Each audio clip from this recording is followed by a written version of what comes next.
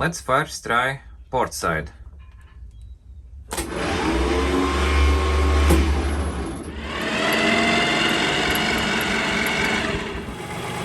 And this is really bad. The leak is very severe and I really hope we are not going to catch fire.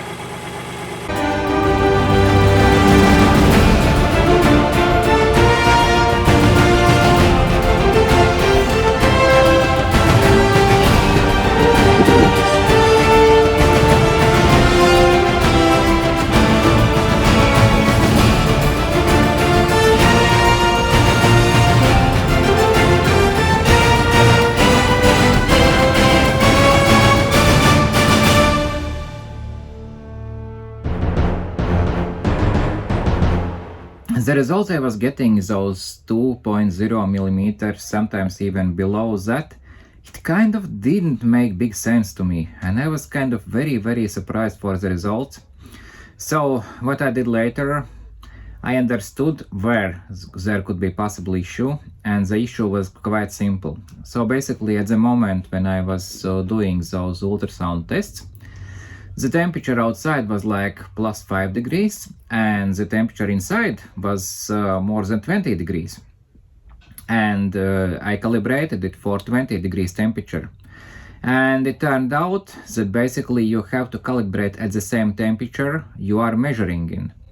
And so what I did full measurement of the hull by calibrating it with the outside temperature, and the results were much better as well. So basically what I found out is that the thickness of the steel below waterline is mostly between 5 to 6 millimeters, and with the weakest spots below the engine, and even there it shows 4 millimeters. So even if we would be adding like 1 millimeter for the paint, it still would be more than okay. So it means that we will still have like 3 millimeters of steel left, which yes, perhaps needs to be addressed, but not right now.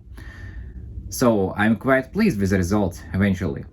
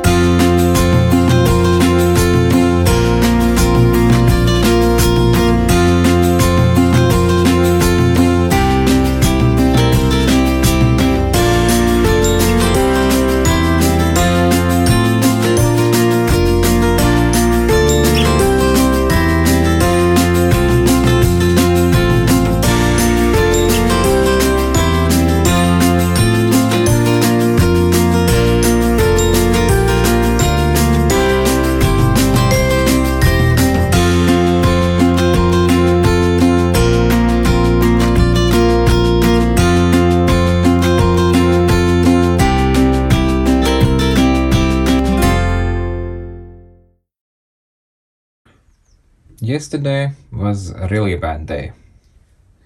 If you ask me why, it's because nothing went as expected. For example, one of the yesterday's job was to fix the generator. So basically we made fixings for it and it's welded to them, so it's stable.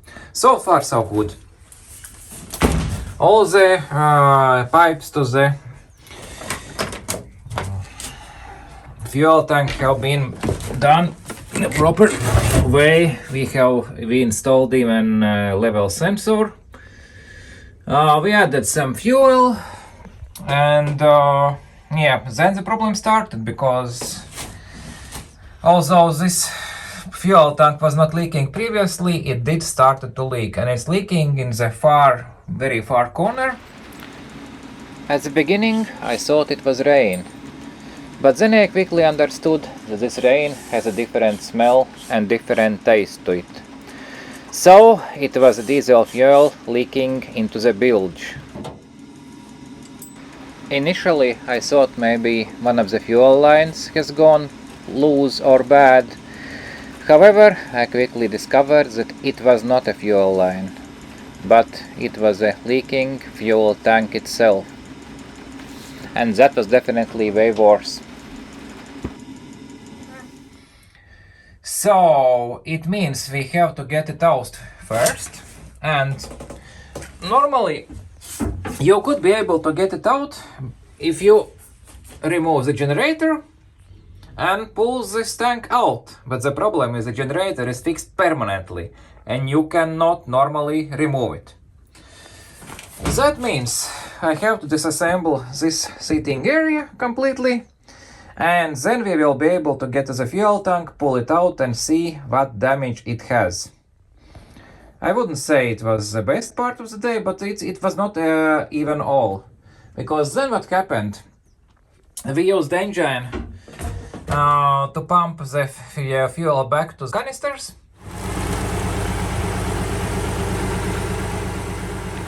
So we are using fuel return line to get as much diesel out of the tank as possible. But let's see how it will end.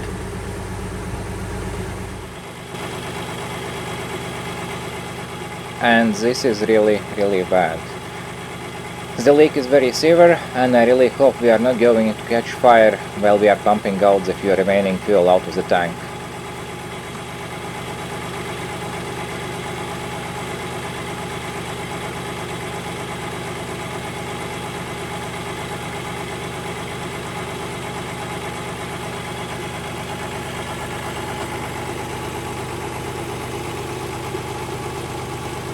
And while it was doing so, suddenly the cooling pipe broke off, and we have about 15 liters of antifreeze in the bilge. So to add to all this situation. And I don't know why it fell off, because it seemed to be properly mounted, and I was adjusting, I was making sure it's fitting tight, but you may never know. Other than that, yes, here is the progress of some controls in place. Tomorrow we'll be finally wiring back the hydraulics, maybe getting some oil, see how the system is running.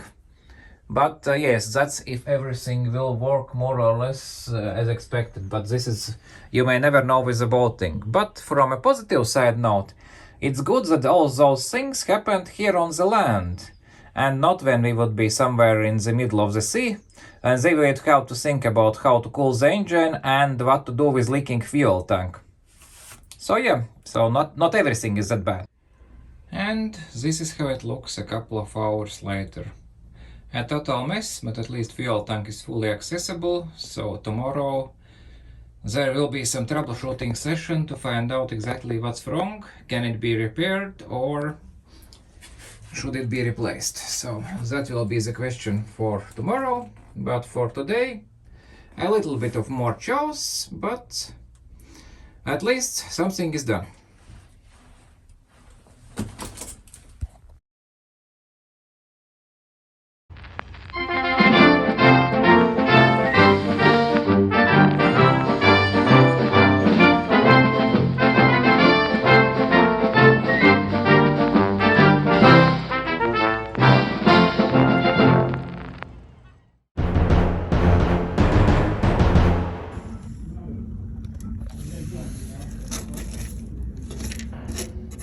Okay, so the leak looks to be coming mainly from the right side.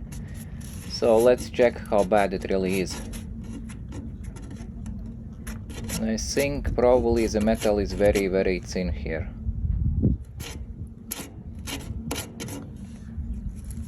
You can see it's leaking. There is almost no fuel left, but it's still leaking out whatever is there.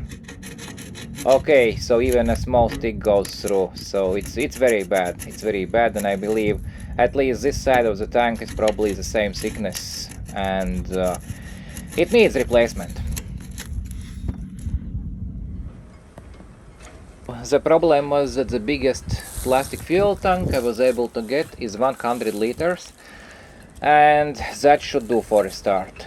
Unfortunately, 140 liters, which was also possible to get, was not available locally, and it will be much easier to get it up to the boat, because it's very light. So let's put it inside and let's start attaching the fuel lines back.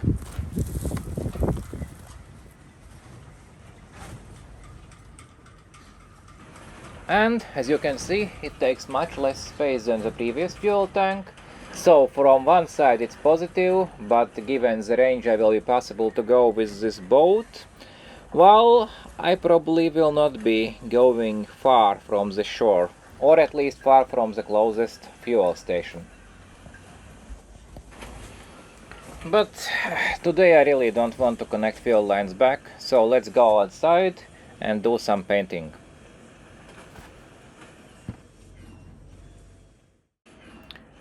So I decided to clean and use rust converter on flag post, so that I would be able to apply normal layer of paint later. What I didn't know is that there will be rain within a couple of hours, which basically ruined everything. And I was so upset, so I decided to work more.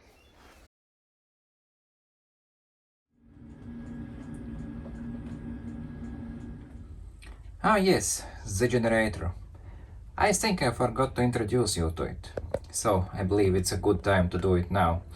So basically what it is, it's a 1.7 kilowatt Yanmar diesel generator, made perhaps somewhere in 90s.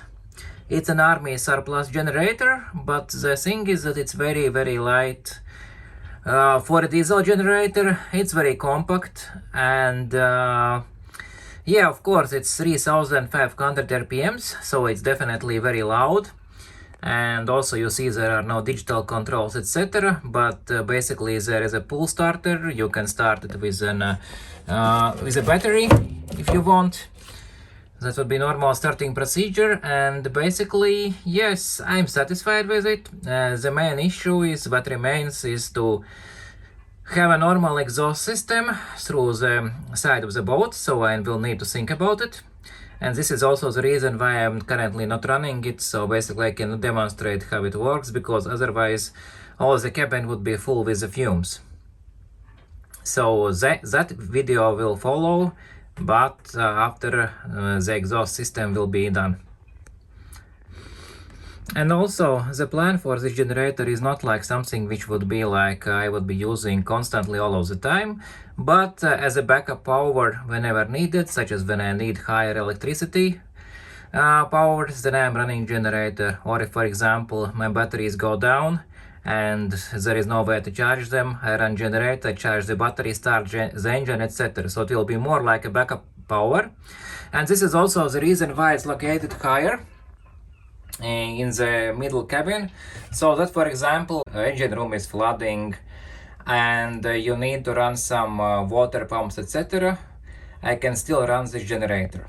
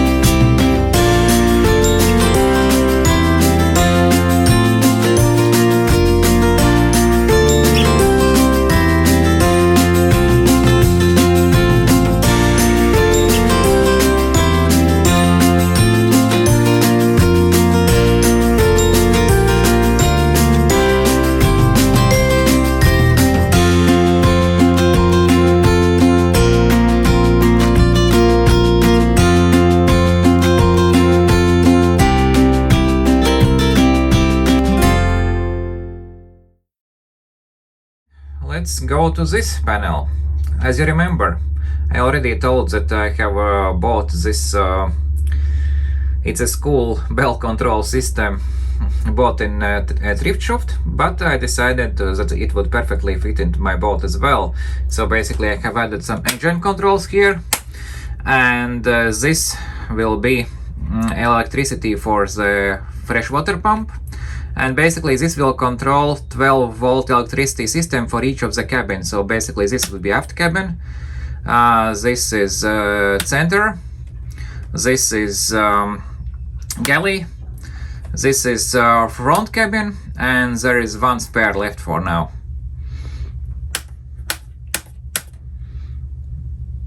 So something like this. And also this red light, perhaps I will, with time it will assign, I don't know, to some sort of oil pressure lamp, etc., so that it will turn red when there is low oil pressure, for example. And this light here, it's a generator light, so basically if generator is working as expected, it goes down. If not, basically this lamp stays lit. So that's in short. This is a control panel which I was able to obtain locally, and so this is a three-way switch. So for that one it's assigned to the bilge pump. So currently it's set to auto, then it has off, and then it's manual. Then nav. So basically under navigation, what will be? It will be VHF and also chart plotters or etc. navigating equipment. This will be the navigation light, so basically whenever it gets dark I will get the port and starboard lights and also light at the aft. And this is general outside lighting, so when I will add some LED stripe, solar, etc., so I will be able to turn some mood lights outside. And this is basically for the horn. When it will start to work, then basically it will be like this. I will be just clicking it like this and it will making a sound, hopefully. And also this is another control panel, and that is for the second bilge pump. Basically it's the same, it's auto, off or manual, together with a bilge alarm. So this is bought from eBay. It was not expensive, and basically the bilge pumps are already connected. I will explain a bit about them a little bit later. Okay, and it's also time to check how the bow thruster is working. So let's see. Let's first try port side.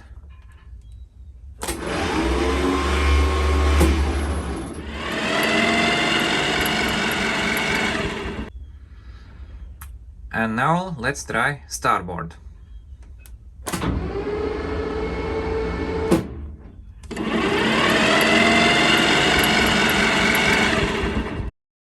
The hydraulic lines, all of them are connected, and also I have added hydraulic oil into the hydraulics tank.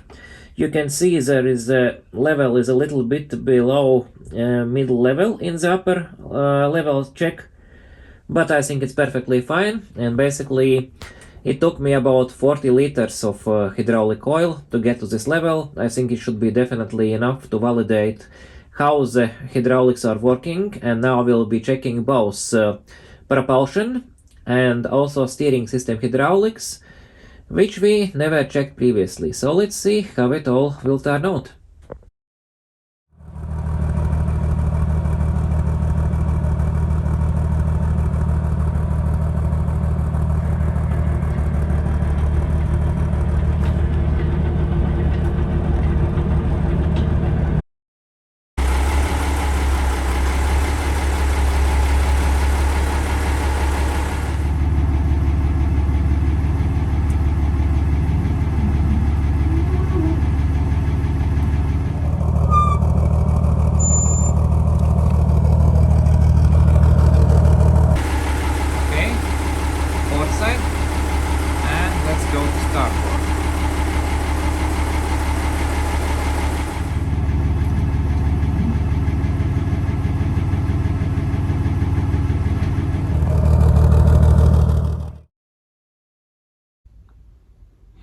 When working on my boat, I'm often getting approached by strangers passing by, and almost everyone has to say something about my boat. For example, you have made a big mistake. Well, I already know it, but yeah, thanks for reminding me. You will never get this boat into the water. I mean, why not? You give me money for the crane. I will get into the water immediately. You didn't even mention it has to be floating, after all.